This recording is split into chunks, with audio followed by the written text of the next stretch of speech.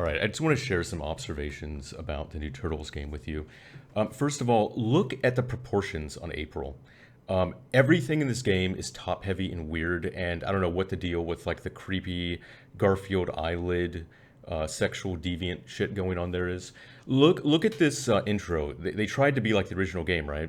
But they're too incompetent to actually do the sprite flipping effect, and so they just show the animation with no flipping effect. Look at how deep and vibrant the color palette is in the original Turtles in Time arcade game. And look at how actually normal all of the ratios are for, the characters' arms and legs and all that. Everything about, looks right. It looks normal. And if you look at the art in the new game, you can see that they all have squatty appendages. They all look really weird. And look at the washed out color palette on this explosion effect here too. I'm going to compare this later with the arcade game. Look at how it just kind of peters out there, and then nothing happens. It's just kind of a little whimper there. And then this is the original arcade game. This isn't even main. This is captured from the original arcade board. And look at how the explosion, you actually get this nice beam of light shooting up out of the enemy. I mean, it's actually nicer than the new game, which is just laughable. Like, how the hell did that happen? And again, pay close attention to the proportions of Leonardo there. He has kind of normal length arms and legs. It all looks about right. There isn't anything particularly weird going on there. But then when you look at the new game, it is immediately obvious that the art style is almost closer to like a super deformed, kind of style. Everything is top heavy, big heads, small legs.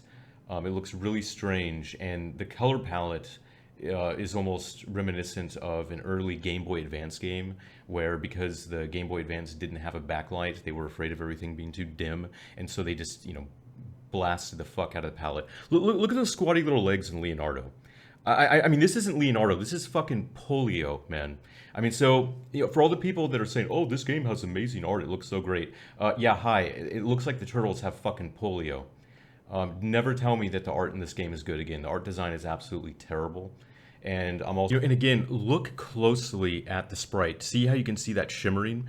Slimer said that there was no shimmering on the scaling, but it's demonstrably false. I swear I'm getting so sick of him. I mean, seriously, if I have to make Hager pile drive the fucking Mercedes in Final Fight, if that's what it'll take to finally fucking get through, I swear I'll fucking do it, man. The,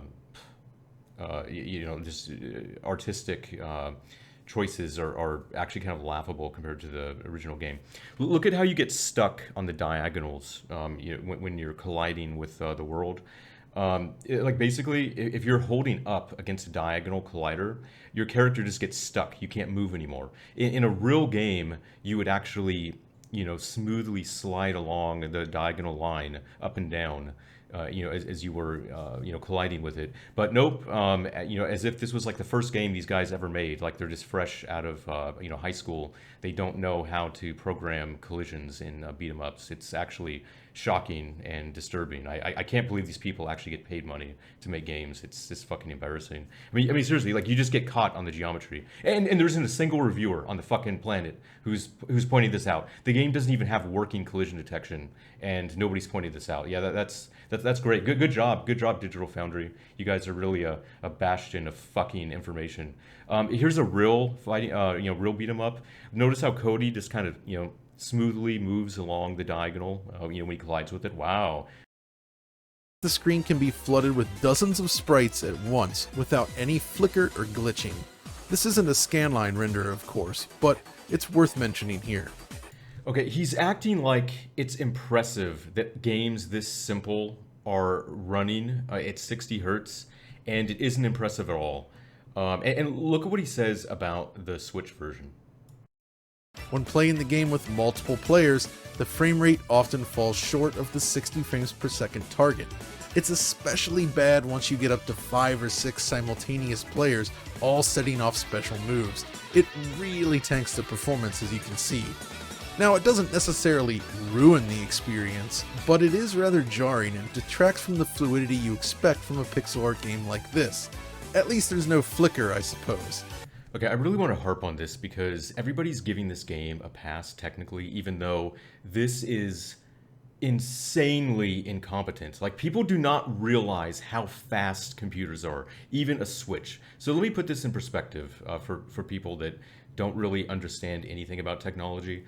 So in 1998, you could emulate CPS-1 arcade hardware with a Pentium, not a Pentium Pro, not a Pentium 2, not a Pentium 3, a Pentium, original Pentium, 166 megahertz using Callus in DOS, okay? So put that into perspective. You could literally emulate Final Fight on a computer whose CPU was made in 1995, or actually it's probably earlier than that.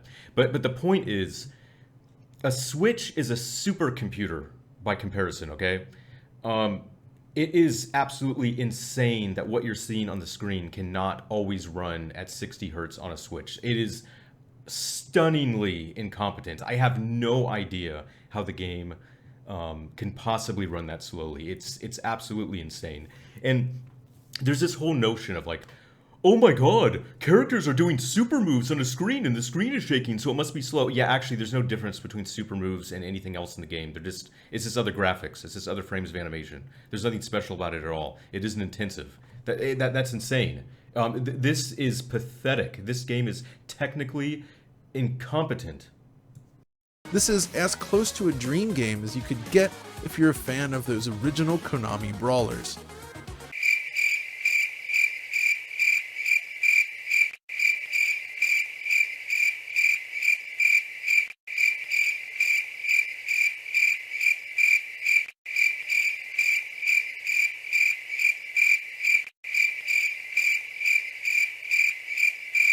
It's also a brawler that stands out among the greats.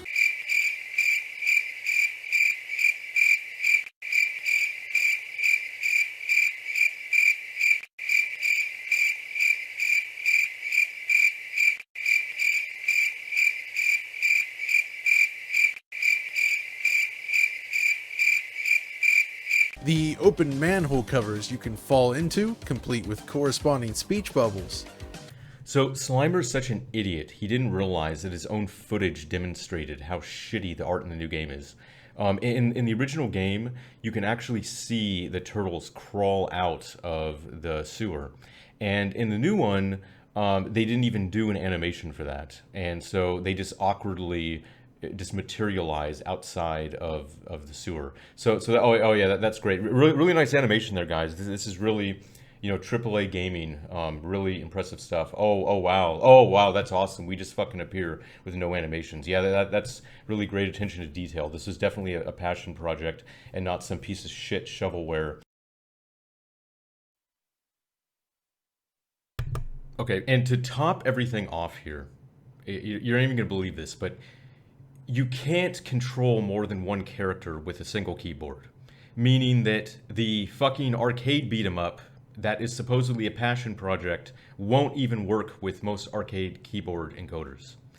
Of course, the game won't run at 15 kilohertz, CRT resolution, so that's out the fucking window. You can't remap the controls.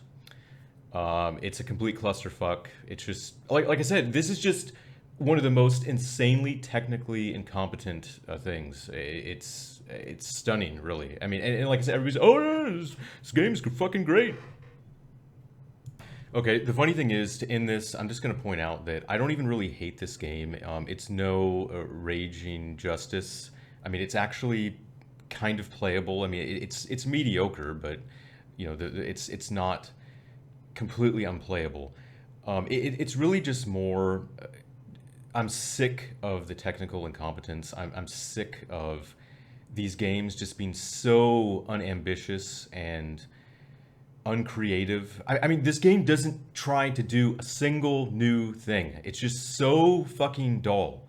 And really, it's like, if that's going to be the case, you better get everything right technically, and you better get everything right artistically. And this game didn't do it. And it doesn't even support surround sound. I mean, it just makes me laugh because if you have a PlayStation 5, if you have a surround sound setup, you actually have to switch from 5.1 or 7.1 to stereo sound, or else the sound comes out of only your front center speaker. That's how bad it is.